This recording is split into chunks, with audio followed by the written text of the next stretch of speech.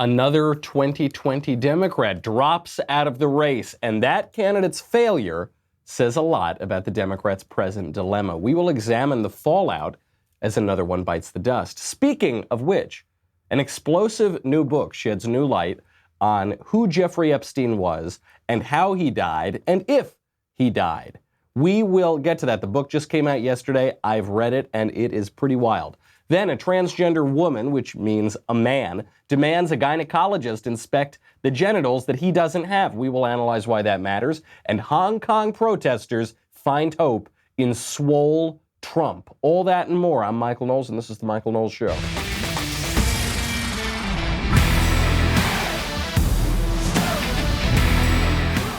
Swole Donald Trump, an image of Rocky Balboa with Donald Trump's face, is a symbol of freedom and hope around the world. What a great timeline we are all living in. Could you imagine a better timeline? I can't. But on that point, on 2020, on the leader of the free world and the hope for the future and the hope for 2020, another one bites the dust. You've probably already seen this going around the internet. Kamala Harris is officially out of the race. You know, it's not significant in terms of the actual election. No one thought that Kamala Harris was going to be able to claw her way out of the 2% in the polls that she had. But it does say something about the state of the Democratic Party right now. The fact that her candidacy flopped, her candidacy, which looked very good on paper, flopped, tells you a lot about where we are. Why did the candidacy look good on paper? Because the left is obsessed with identity politics, racial identity and sexual identity politics. Obviously, Kamala Harris checks those boxes. The left is obsessed with unfettered immigration. Kamala Harris is the child of immigrants. In terms of presidential appeal, in terms of how these races tend to work, if you've been on the scene too long, generally that doesn't bode well for you, especially in the Democratic Party. Now think of Barack Obama, right? Barack Obama goes up against Hillary Clinton.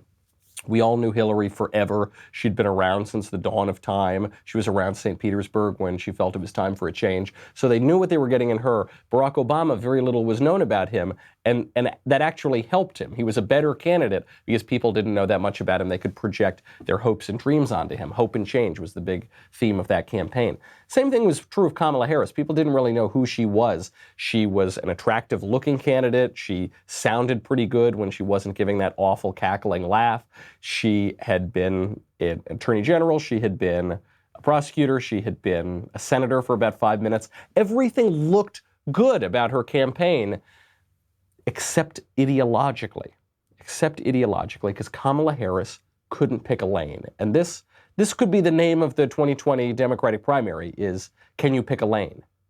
The pick a lane primary, no one's able to do it. They're all veering left, they're all veering center. Liz Warren, is she going to be a kind of establishment Harvard professor, or is she going to be this radical leftist trying to go to the left of Bernie Sanders? Mayor Pete, is Mayor Pete going to be this radical person saying that if you don't support abortion and gay marriage, you're not a Christian? Or is he going to be the moderate guy in Joe Biden's lane? Joe Biden himself, who is the moderate in the race. Is Joe Biden going to lean into being a moderate, or is he going to support lifting the ban on taxpayer funding for abortion? That's the trouble with this race. And one thing we're seeing is it doesn't hurt you to be in either of those lanes. When Joe Biden is playing the moderate, he generally does pretty well. When Bernie Sanders is playing the leftist, he generally does pretty well. But when you start to veer left and center, that's when you fall apart. And that's what happened to Kamala Harris. Kamala Harris lost because of her own weaknesses. She also lost because Tulsi Gabbard absolutely shanked her during one of the Democratic debates. You can almost pinpoint, there are two moments, I think, that you can pinpoint when Kamala Harris's campaign completely fell apart. One of them at the hands of Tulsi Gabbard on CNN. Now, Senator Harris says she's proud of her record as a prosecutor and that she'll be a prosecutor president, but I'm deeply concerned about this record. There are too many examples to cite, but she put over 1,500 people in jail for marijuana violations and then laughed about it when she was asked if she ever smoked marijuana. She blocked evidence that would have freed an innocent man from death row until the courts forced her to do so. She kept people in prison beyond their sentences to use them as cheap labor for the state of California. And she fought to keep cash bail system in place that impacts poor people in the worst kind of way. When you were in a position to make a difference and an impact in these people's lives, you did not. And worse yet, in the case of those who were on death row, innocent people, you actually blocked evidence from being revealed that would have freed them until you were forced to do so. There is no excuse for that. And the people who suffered under your reign as prosecutor, you owe them an apology. Tulsi, stop it. Stop it, Tulsi. She's already dead. So this was the attack. The attack on Kamala was Kamala's a cop. Kamala's too tough on crime. Kamala was throwing people into the prison system. That was the attack from the left, which is funny that it's made by Tulsi Gabbard, who is ostensibly more to the right of the Democratic Party on a number of issues. That was the hit that they were putting on Kamala. It worked very well because Kamala played her whole campaign as though she's going to prosecute the case against Donald Trump, right? She's the tough prosecutor. She's the serious candidate. She's not one of these hippy-dippy candidates. She's going to be really tough. And what Tulsi Gabbard did is she didn't go for Kamala's weaknesses exactly. She went for her strengths. Kamala's running. I'm the ex-attorney general. I had a good career as a prosecutor. And Tulsi goes for that strength. Now, if Kamala were a smart candidate, she would have leaned into that. She would have said, yeah, damn right I put criminals in jail, and I'm going to put the biggest criminal in America who's sitting in the White House, whose name is Donald Trump. I'm going to put that guy in jail. It would have kind of done what Donald Trump did in 2016, right? Donald Trump in 2016, when Hillary Clinton said, I don't want to live in an America where you're president, Trump said, yeah, that's because you'd be in jail, right? He's like leaning right into it. That's what Kamala Harris should have done. Instead, she didn't. She goes on The Breakfast Club, this popular radio show, and talks about how much she loves smoking joints and blunts and listening to Snoop Dogg. We'll get all to that in a second. First, I got to thank our friends over at Boll and Branch. You know me.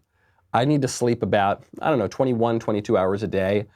Pretty much I kind of get out of my luxurious, nice bed with all my bedding, and I come and do this show, and I go right back into it.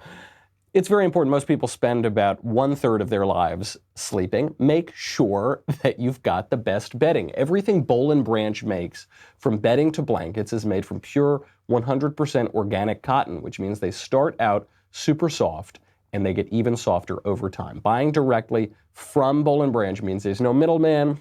You're basically paying wholesale prices. One thing I didn't know until I was registering for my wedding, luxury bedding can cost a lot of money. Just luxury sheets can cost up to $1,000 in the store, okay? And luxury sheets are amazing. I'm all for treating yourself on these little things. It seems like a little thing, right? Sheets. Who even thinks about sheets, especially men? Men don't think about sheets. But it makes such a difference. It feels so good when you have those really, really high quality sheets. Well, what if you don't have to spend $1,000 on it? What if through Boll and Branch, you can get those sheets for just a couple $100? Everyone who tries Boll and Branch sheets loves them, including me, especially me. That is why Boll and Branch has thousands of 5-star reviews. Shipping is free. You can try them for 30 nights. Makes a great Christmas present. I gave a set of these to my in-laws, and it won me a whole lot of points, so highly recommended. If you don't love Boll and Branch, send them back for a refund, but you're not going to want to send them back. No risk, no reason not to give them a try. To get started right now, my listeners get Merry Christmas, Christmas coming early. You get $50 off your first set of sheets at bollandbranch.com, promo code Michael, M-I-C-H-A-E-L. That is B-O-L-L and branch.com for $50 off your first set of sheets. B-O-L-L and branch.com, promo code Michael. bollandbranch.com, promo code Michael. So Kamala gets this hit, right? This is the main attack against her campaign. You're a cop, you're a prosecutor, you're throwing people into prison. Instead of leaning into that, doubling down and saying, damn right, that's my campaign. I'm going to prosecute Donald Trump. I'm going to restore some order and sensibility to America. Instead of doing that, Kamala leans in the other direction and pretends that she's some big pothead when she goes on a radio show. Have you ever smoked? I have. Okay. Like and I inhale. I did inhale. Okay. It was a long time ago. But yes. I know you have to go. They say you have to go. I just wanted to I ask. just broke news. I mean, was it in college? See, I like stuff like that. That's a real honest answer. Real. Was it a blunt or joint? It was a joint. Hey. Yeah. You remember the high? I do. Has anybody ever talked about smoking pot in a more calculated and less believable manner. Hey, so Kamala, you ever smoke pot? Yes. Yeah, is that the right answer? Yes. Yes, I have smoked the ganja, the old Haitian oregano. You betcha. That Peruvian parsley. Yes, I smoked it. Okay. Did you smoke a blunt? Did you smoke a bowl? Did you smoke a bong? Did you smoke a joint? Oh, yeah, I had a joint. Is that right? Yeah, joint. I smoked those jazz cigarettes out in downtown Manhattan. Yes, I did. I actually don't even believe she smoked a joint. Just the way she's talking about it, it's so calculated. It's so unbelievable. And then the joke, and I did inhale. You're supposed to inhale marijuana, right? Yeah, okay, I inhaled that. I just don't buy it. And then the story gets even less credible when they ask her at the end, well, when you're smoking all that pot that you allegedly used to smoke, what kind of music were you listening to? Even that doesn't sound believable. What does Kamala Harris listen to? What were you listening to when you was high? What was on? What song was it?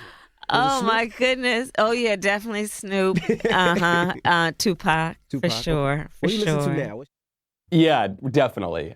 Definitely, Kamala. You, when you were chewing it up, to use Barack Obama's word, you were listening to Snoop and Tupac. And by the way, Kamala, when did you smoke again? Okay, she said she smoked pot during college. She graduated college in 1986, I believe it was, years before Snoop or Tupac ever released their first album. That's actually a lie. Now, do you want to know what I actually think Kamala Harris did during college? I think she studied, because she's obviously a type A personality. She is ruthlessly ambitious. Ask Willie Brown. I'll just leave it at that. She wants to get ahead in her career. I don't know that she's ever smoked pot even once in her life, even to try it, which is fine. I wish her answer to this question, did you ever smoke pot? Like, no, because I'm not a degenerate. No, I haven't smoked pot, even though virtually every young American has. I think they would have respected that answer at least. There are these two kind of candidates, right? Candidates who are just trying to pander to you, who want to make you believe that you're exactly like them and they're exactly like you. That's what Kamala Harris is trying to do. Or there are candidates like Donald Trump, who says, yeah, I'm pretty much nothing like you. I'm a billionaire playboy. I've never had a drink in my life. I've never had a beer, not even once. And yet, because of that honesty, because of that bluntness, people feel that they have more in common with Donald Trump because he talks like a real human being. He's not just, every time he's asked a question, he's not just trying to think, what's the way that I'll be most relatable to the person that I'm talking to in this specific audience? He doesn't do that, and so it's much more believable. If they had said, hey, Kamala, do you ever smoke pot? She goes, no, I enjoy Chardonnay. That's my drug of choice is Chardonnay. Yeah, who do you listen to when you're drinking Chardonnay? I listen to Brahms and Haydn and Bach because I'm better than you, and I'm smarter than you, and I study more than you do, and I have wanted to be a lawyer and a politician since the day I was born, and that's who I am. People would have respected that a lot more. She was disingenuous. She was not believable. She didn't stand for anything, okay? This gets back to advice. I forget if it was President George W. Bush. It was some people from the Bush era would regularly bring this up, even when they were talking about, say, the Iraq War, for instance, and all the problems that came with the Iraq War. And the point is, sometimes a wrong decision is better than indecision. People can respect a wrong decision. People can respect a difference. What they can't respect is waffling and wavering and pandering. Rudy Giuliani, I remember when he lost the 2008 presidential race, was when he was asked if he was rooting for the Red Sox in the World Series. And he said he was rooting for the Red Sox. Rudy Giuliani, a lifelong Yankee fan, mayor of New York during 9/11. He said he was rooting for the Red Sox. And then he came up with this convoluted logic. He said, because I'm an American League fan.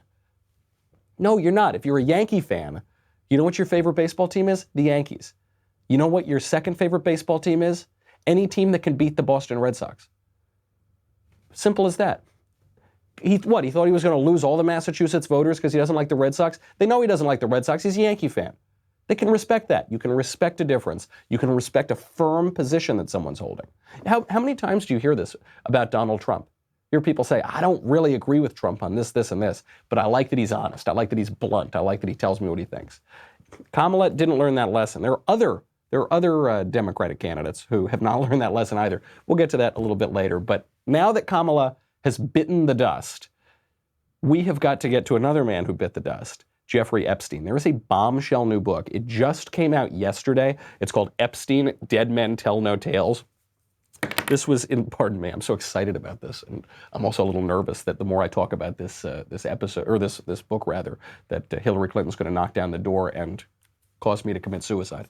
But it came out yesterday, really good reporters. I think I might be the only person that's actually read the book so far. I read the whole thing yesterday, I couldn't put it down. There is a lot of new information in this book, and it goes a lot further on some of the information that we've heard hints of. We'll get to that in a second. We will find out, perhaps once and for all, the likelihood that Jeffrey Epstein killed himself, and if he did kill himself, then who suicided him. We'll get to that in a second. First, I got to thank our friends over at Liquid IV. You might be surprised to hear this, but a lot of people end up more dehydrated during the winter months. Cold weather tends to make us more likely to miss the signs of dehydration and less likely to keep refilling our water bottles. And also, people go out really late on New Year's Eve, and you know what happens. Liquid IV has the easy, healthy fix for winter dehydration. Many winter sports take place at high altitude where it's much easier to get dehydrated. Liquid IV is the perfect way to stay hydrated on the mountain. So Liquid IV has a lot of great uses. One, if you just don't drink a lot of water and you want to stay hydrated and you want to do that in an easier, more efficient way, Liquid IV is great for that. If you're an athlete, Liquid IV is obviously great for that because it just replenishes you. It's much easier to hydrate.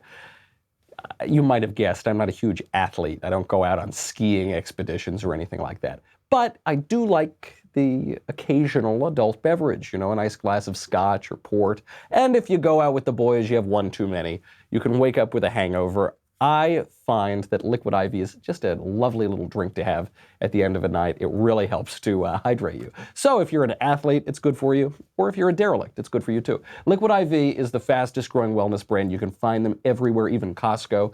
You can find their hydration multiplier sold at all Costco's nationwide. Liquid IV can provide the same hydration as drinking 2 to 3 bottles of water. It's a healthy alternative to traditional sugary sports drinks. There's no artificial flavors. There's no preservatives like Pedialyte or Gatorade. Liquid IV fuels you through workouts. It helps prevent muscle fatigue. It promotes healthy post-workout recovery. I love it. I know that you will love it too. The Christmas party season is upon us. Be proactive about this, my friends. Or, if you're skiing or doing winter sports, right now, my listeners get 25% off at liquidiv.com when you use my promo code Knowles, Knowles, at checkout. That is 25% off anything you order on Liquid IV's website. Go to liquidiv.com and enter my promo code Knowles, Knowles, to get your savings and start getting better hydration. Liquidiv.com, promo code Knowles, Knowles. Do not wait. Start properly hydrating today. This book, actually something of a bombshell. Epstein, Dead Men Tell No Tales. It's written by 3 investigative journalists, Dylan Howard, Melissa Cronin, and James Robertson. It's important to note the authors because these aren't just total kooks. These are pretty well-known Hollywood reporters.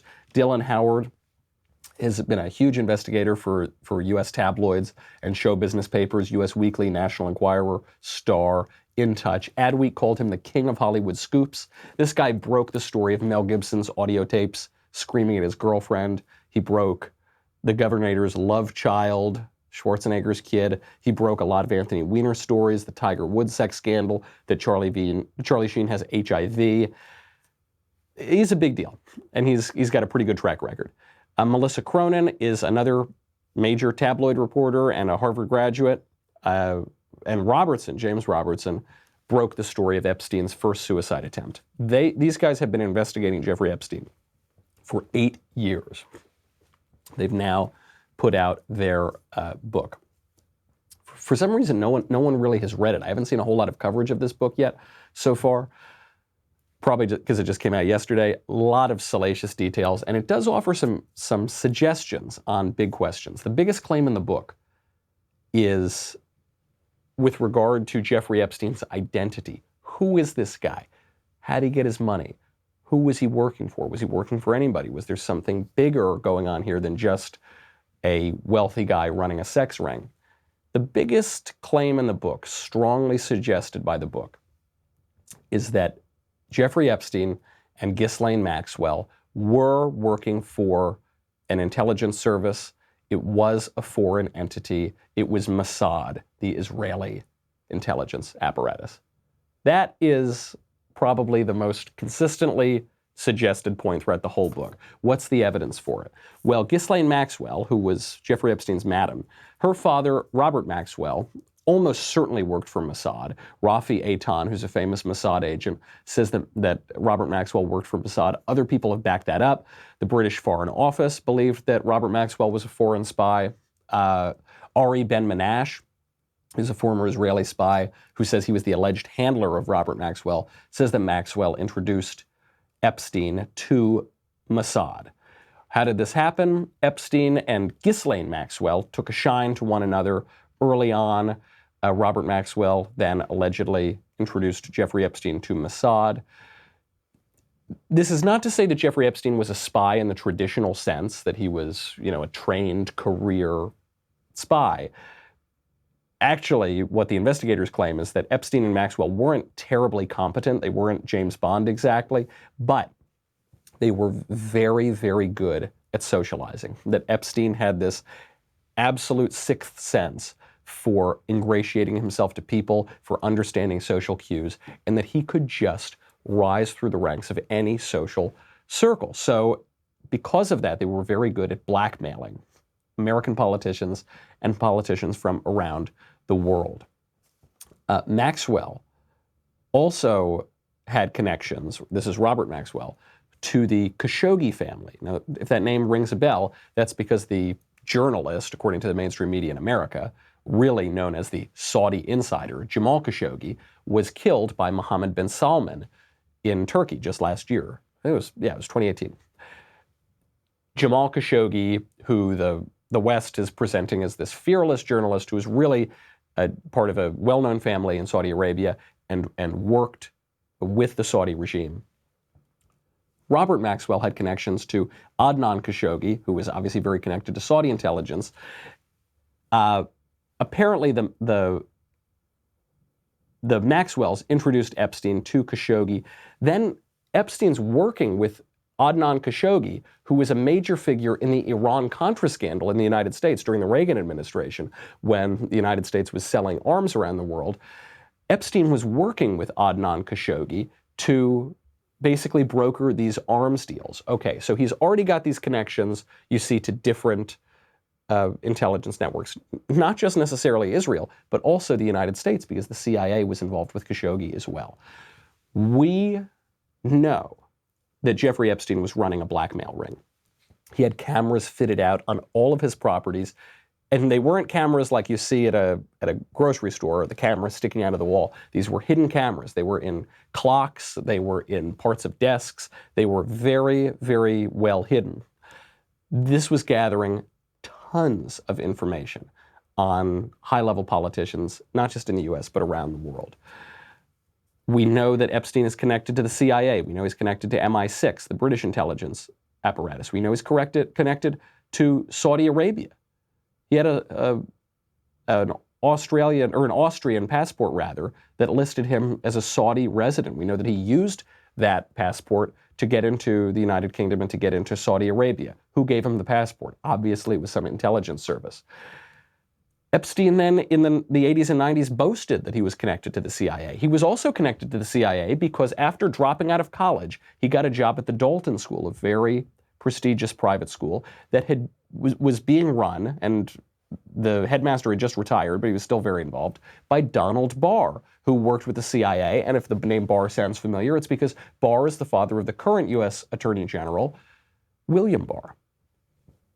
Lots of weird connections to intelligence here. How did that play out in Jeffrey Epstein's sweetheart deals? How did it play out in his death We'll get to that in a second. But first, speaking of all this ancient history, all of these various connections between people, you should go check out Ancestry. You know how much I love Ancestry. And I've been using Ancestry since before we had a show, since before the Daily Wire existed. Ancestry lets you trace your family tree. It lets you see all the cool people in your lineage. Ancestry, when you just spit in a tube, send it in, it tells you all about your family's history by analyzing your DNA. It can tell you even how your family moved throughout certain parts of the world. But don't forget, your genes aren't just about you. Genes are something that you share with the people who are closest to you. Uncovering potential health issues early can help empower you with information so you and your family can move toward a healthier future. That brings us to Ancestry Health from Ancestry. Ancestry Health looks at a carefully selected set and gives you insights about how they could impact you and your family. Ancestry Health gives you personalized health reports that are easy to understand. You get actionable insights. This is the key. They're not going to tell you about things that you can't do anything about, because that wouldn't seem enjoyable. They'll give you information about what you can act on. That's access to genetic counseling resources, family health history that allows you to track generations of health. And of course, you'll also receive Ancestry DNA ethnicity results that reveal your origins. I love the service. I've used them for years. Learn from your genes and take action for your family. Go to Ancestry.com/Knowles, Knowles, to learn more and get your Ancestry Health Kit today. That's Ancestry.com/Knowles, Knowles. Ancestry Health includes laboratory tests developed and performed by an independent CLIA certified laboratory partner and with oversight from an independent clinician network of board-certified physicians and genetic counselors. Ancestry Health is not currently available in New York, New Jersey, or Rhode Island, but everywhere else. Have a good time. So all of these connections to international intelligence apparently got Jeffrey Epstein some pretty sweetheart deals, not just on the sex scandals that came in the mid-2000s and obviously more recently, but even on financial scandals. So according to one of Epstein's ex-colleagues, Stephen Hoffenberg, Epstein was being investigated for financial crimes at Towers Financial in the 90s. The people who were investigating him were two of his closest friends and confidants. How did he hook that up?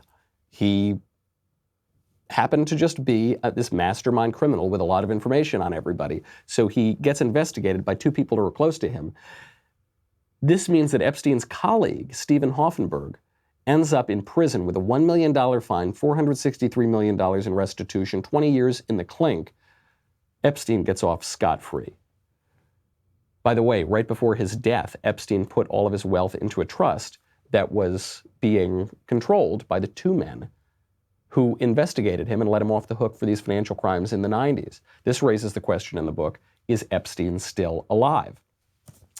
Epstein gets pinched for fraud and a Ponzi scheme. Again, Epstein gets off scot-free. He actually gets a sort of a promotion because he ends up cleaning up the finances of Les Wexner, who's the head of Victoria's Secret. During this time, he then ends up renting an apartment for $15,000 a month in New York City, but he doesn't have any money. How does he get the apartment? Guess who his landlord is? The State Department. During this whole time, after Jeffrey Epstein has been discovered to be this criminal, at least in the financial sense, he's renting an apartment from the State Department. Then Les Wexner, the head of Victoria's Secret, buys a major mansion in New York, the Herbert N. Strauss mansion, buys it for $40 million. It's the biggest private sale ever in New York at the time. He guts it, he installs cameras all over it, he installs a heated sidewalk. Then he just gives it to Jeffrey Epstein. There's no record of any money changing hands during that sale of the property. The transaction was never recorded in New York City records online. Another aspect of all this, when the cops finally raided Epstein's Palm Beach house in 2006, they get there and everybody was totally calm. Epstein wasn't on the property at the time. Everyone's totally calm because the house had already been cleaned out. All those records that they were looking for, already gone. Someone had tipped him off. He obviously had connections to law enforcement. The investigators write that Epstein's lawyers knew about details of the cop investigation ahead of time. He gets the sweetheart deal from the federal government because Alex Acosta, then U.S. attorney, ended up being labor secretary for Trump, went over the head of the investigators to the DOJ, got the case dropped. Even the way it was reported in the press at the time, the New York Times gave a very fluffy report. Said, oh, it's not a big deal. The reporter who wrote that, Landon Thomas Jr., went so easy on Trump, or on Jeffrey Epstein. We'll get to how Epstein's connected to Trump in a second. He then got a $30,000 donation from Epstein to a preferred charity of his, and then ultimately left the New York Times under a cloud of controversy. Jeffrey Epstein knew freaking everybody. He knew everybody. The flight log, this is where Trump comes in, the flight logs on his plane, the Lolita Express, include Kevin Spacey, Ralph Fiennes, David Blaine, Courtney Love, Jimmy Buffett, Charlie Rose, Bill Wallace, Bill Gates, Tony Blair, Ehud Barak, former Prime Minister of Israel, David Koch, the zillionaire conservative libertarian funder, Bill Clinton, former President of the United States, you might recall, Bill Clinton, who flew on that plane 27 times, even though he denied it. Bill Clinton, who went with his wife and stayed at Epstein's properties in New Mexico. And to Donald Trump, except Donald Trump, there's not a lot of evidence that he flew on the Lolita Express plane. Interestingly, of all these very powerful men, the Epstein accusers say they saw Trump a number of times, but they never saw Trump engage in the sexual activities. Even Virginia Roberts, who's the main accuser against Epstein, she says, yeah, I saw Donald Trump, but I never saw him engage in any of the weird sex stuff. But Epstein was close to so many other people. Mohammed bin Salman, who's running Saudi Arabia, who ordered the killing of Jamal Khashoggi, who's the nephew of Adnan Khashoggi. When Jeffrey Epstein got released from his sweetheart jail sentence in Palm Beach, he had a welcome home party attended by Prince Andrew, Charlie Rose, Katie Couric, Chelsea Handler, the comedian, Woody Allen, and George Stephanopoulos, who's the chief political anchor over at ABC and who was the communications director for Bill Clinton. All of these guys so connected to him. Prince Andrew, according to this reporting, way more involved than anybody had previously thought. And then you get to the weirdest matter of all, which is all the mysterious deaths that occurred just around the time of Epstein getting pinched and Epstein's alleged suicide. We'll get to that in a second. Then we'll get to, speaking of creepy sex stuff, Jessica Yaniv, the transgender activist who is demanding that gynecologists treat the genitals that he does not have. We will get to the world's largest animal sacrifice. We will get to Swole Trump. All of that and more. But you must go to dailywire.com. $10 a month, $100 for an annual membership. You get me. You get the Andrew Klavan Show. You get the Ben Shapiro Show. You get the Matt Walsh Show. You get to ask questions in the mailbag. You get Another Kingdom. The final season, the best season. Highly recommended because actually Another Kingdom has a lot to do with Hollywood and the creepy, weird sex stuff that goes on here and how that's connected to international leftism. And it's pretty much just about Jeffrey Epstein, even though Drew wrote the book before Jeffrey Epstein was a big news story. Truth is sometimes just as true as fiction, and fiction is just as true as nonfiction. And you get the Leftist Tears Tumbler. You need the Leftist Tears Tumbler, especially as 2020 heats up. Head on over to dailywire.com. We will be right back with a lot more.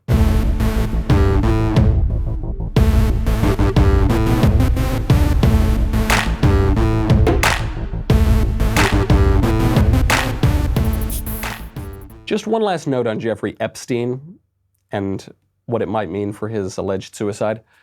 There was not just the death of Jeffrey Epstein when we saw the death of Jeffrey Epstein. There were a lot of other people who were close to Epstein who died around that time. So Epstein was terrified that he was going to be assassinated. This has gone on for decades. He had his pilots, when his plane was grounded, drive out to Texas to armor plate his car because he was so convinced he was about to be killed. The guy who owned the company that Epstein's chauffeur worked for, you got to remember, Epstein's chauffeur was working pretty much exclusively for him. He died mysteriously 3 days before Epstein died. And the people close to him say they have no idea why he died. In 2018, one of the Palm Beach sheriff guys, one of the guys on the case, died suddenly at the age of 50. The age of 50, very young man. Just when all this Epstein stuff came about. Died of a very sudden illness that came on quickly, and he was dead within 6 months. Around that same time, a houseman for Jeffrey Epstein, who cleaned Jeffrey Epstein's sex toys, died of a similar illness, a 6-month cancer, at the young age of 60. At the same time, one of the victims for the plaintiffs, or one of the lawyers for the plaintiffs, rather, died of another quick-acting cancer at age 68. A lot of weird deaths occurring around Jeffrey Epstein at a very early age. Now, I'm not a conspiracy theorist guy. I always want the simplest answer to the question. Some of these people might have just died. People die. That happens. But as more and more of these coincidences start to occur, as more of these connections start to occur, I mean, the connections between Jeffrey Epstein and the intelligence services are undeniable. How do we know that? Because Alex Acosta, the U.S. attorney on the case, actually said that they reduced the punishment for Jeffrey Epstein because he's above my pay grade, quote, he belongs to intelligence. Jeffrey Epstein was operating an international blackmail ring. All of that seems to suggest not a conspiracy theory, but an actual conspiracy. Why does it matter? Why does this book matter? The book matters because nobody's taking the case seriously anymore. I mean, we joke about it. I've been joking about it all the time. You know, Jeffrey Epstein didn't kill himself. That became a meme. People would add it to normal, everyday, quotidian conversation, and then they'd end with this non sequitur, and Jeffrey Epstein didn't kill himself, and we all laugh about it. We are laughing about it, sure, because it's so funny that no one's talking about Jeffrey Epstein anymore. The guy ran the most notorious sex ring, certainly in modern memory, maybe in an even longer memory. It involved heads of state. It involved some of the biggest names in finance, technology, business, diplomacy. It involved royalty. Prince Andrew, deeply involved in this. And we're all just letting it go. That's it. Jeffrey Epstein dies under suspicious circumstances. Look, he very well might have killed himself. The fact that he was allowed to kill himself is pretty weird. But let's just say he killed himself. Who cares? That's the least suspicious part of the whole thing. Why are we not looking into this anymore? Why is nobody talking about this? Why is it just a joke? We have actually seen the most powerful people in the world connected to this guy to an underage sex ring. And by the way, we're not just talking about 16-year-olds here. We're talking about like 12-year-olds, all right? The evidence from just the birth dates of the people who were at Jeffrey Epstein's various compounds show that they were really, really young. All right, not just junior, senior in high school young, like middle school young, like even younger. And yet it's just become a joke. That shows you the power of the people involved. The very fact that nobody will take it seriously shows you the power of the people involved. And when we talk about, from a political angle, say the deep state, or the mainstream media monopoly, the apparatus, or big tech, the monopoly they have over information and your information, this is a really good way to demonstrate that power. This story, which is obviously lurid, it has all these sex details, because the story, just like Jeffrey Epstein, is going away. It's biting the dust. It's going down the memory hole. This was a good first step. This book is good. I highly recommend you read it. But obviously, the book gives a lot of answers. It leaves far more questions than answers. We'll have to leave it there with Jeffrey Epstein because we have to talk about more creepy sex stuff, namely Jessica Yaniv, the transgender activist who very famously put immigrant beauty salon workers out of business in Canada because they refused to wax his genitals. He walks in to get a Brazilian wax. This is a procedure that can only be done on women. There is another thing called a manzillion. Let's not explain the details, but it's a different procedure. He goes in there, he says he wants a Brazilian wax on his male genitals. They say, well, that's not possible, and also we don't want to touch your genitals, and he sues them. He doesn't sue them, he files a complaint, which ends up putting them out of business. Now, he wants to shut down a gynecologist for not operating on or inspecting the genitals that he does not have. This is what he wrote, quote, "So a gynecologist office that I got referred to literally told me today that we don't serve transgender patients, and me being shocked and confused and hurt. Are they allowed to do that legally? Isn't that against the practices? Gynecologists form a part of the multidisciplinary team who engage with transgender and non-binary patients, either as part of the transition stage performing surgery or managing pre or post-gynecological problems. The Canadian Bureau has confirmed to me that the refusal I've received is discrimination under the BC Human Rights Code. I will file a complaint with you today about that clinic." Okay. At this point, I'm wondering, is Jessica Yaniv just the Joker? Is he just this absolute anarchist with an absurdist sense of humor who wants to cause pain to people? I'm beginning to think that. I mean, Yaniv, after he came to the attention of everybody for shutting down these poor beauticians' businesses, putting them out of work, he also tried to host a queer kids party. So a party that would be topless for kids as young as 12 years old. That ended up not happening, but he's obviously a provocateur. He's obviously got a screw loose. He was texting young girls, sexting them, very inappropriate conversations. Is he just the Joker? I actually kind of defend the existence of someone like Jessica Yaniv, because what Jessica Yaniv is doing is testing the boundaries of our new revolutionary society. He's testing the boundaries of leftism. Are we going to put up with this? Is this the society that we want to live in, where you're putting gynecologists out of work because they won't operate on men's genitals, where you're putting female beauticians out of work because they won't perform a technically impossible procedure on a man? They won't fondle a man's genitals. Is that the kind of society that we want to live in? That is pretty barbaric stuff. Gets to other kinds of barbaric cultures. You know, our culture is becoming more barbaric. We're getting a glimpse of other barbaric cultures around the world. There was the world's largest animal sacrifice just the other day in Nepal. Hindu worshippers have started beheading thousands of buffalo in Nepal as part of the world's largest animal sacrifice event. It's called the Gadhimai Festival. It started in the early hours on Tuesday morning when a priest killed a goat, rat, chicken, pig, and pigeon, then cut himself open, offered blood from his own body.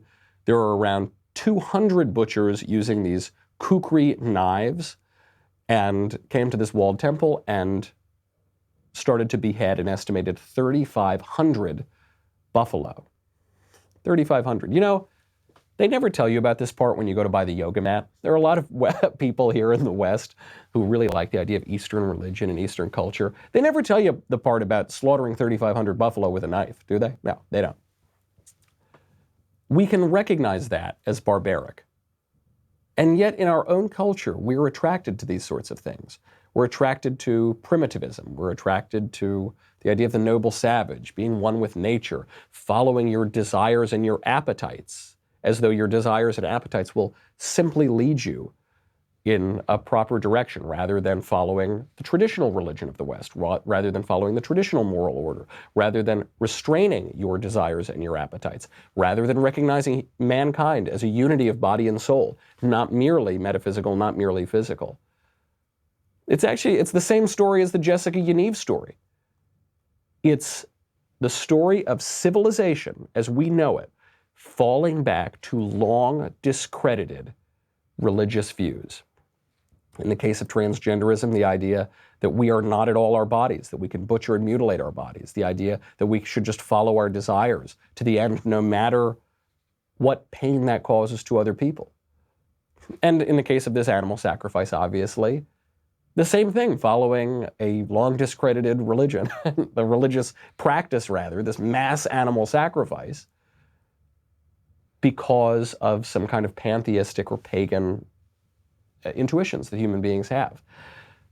That's where we're headed. That's when we're throwing off the yoke of our own traditional culture. Something's got to replace that. Everybody's got to serve somebody, okay? And when we follow the left, which simply wants to destroy, the left simply wants to tear down our tradition. The left simply wants to tear down that which we want to conserve. that doesn't just leave you in a void. That doesn't just leave you floating in space. Something will fill that. Political ideas, cultural ideas, religious ideas. And the left wants to pretend these are all new ideas. They're not. They're the oldest ideas in the world. There's a reason we discarded them in the first place. There's a reason why we developed the civilization we have. There's a reason that we want to conserve it. Maybe we should cling a little more closely to that. Maybe we should try a little harder to conserve that. I mean, you see this all the way around the world in Hong Kong. In Hong Kong, right now, you have the protests against the Chinese government. They've persisted for 6 months. They've turned violent now. I mean, the Chinese government is clamping down on them. There is a new photo that has emerged, a new image that has emerged for the Hong Kong protests. It's an image of Donald Trump's head on Rocky Balboa's body. They're calling it Swole Trump. And they are using this unironically as the image for the protest. What does it mean? It means that the traditional image of America is still a hope to those seeking freedom from tyranny. That's the conservative image. They wouldn't be holding images of Swole Obama. There's no such thing. It means that manliness is still a virtue. It's not toxic. It's not toxic like the left says. It means that eternal truths still hold. It means that the people who are protesting in Hong Kong, really protesting tyrannical government, they recognize the worth, the value of our civilization and our culture that we're just throwing away to the left.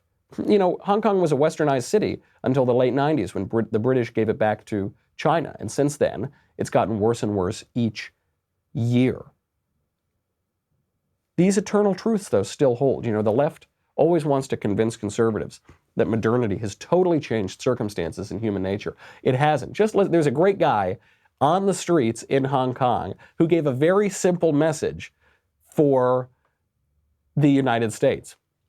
He goes out there and he just says, Trump, don't give in on China. China is and then he uses a profane word that I'm not going to use. But he's very simple. Don't give in to China. China are a bunch of jerks, is what you could say. It's simple as that. They recognize the value of our civilization. We're throwing it away. And that doesn't just mean one politician is going away, one political candidate's going away, one big news story, one international sex ring, one major political issue is going away. It doesn't mean that. It means we could lose our whole civilization if we don't pay attention, if we don't try to preserve and conserve those things that have allowed us to flourish for this long. All right. We're done flourishing for today. We will flourish again tomorrow. Tune in. In the meantime, I'm Michael Knowles. This is The Michael Knowles Show. I'll see you then.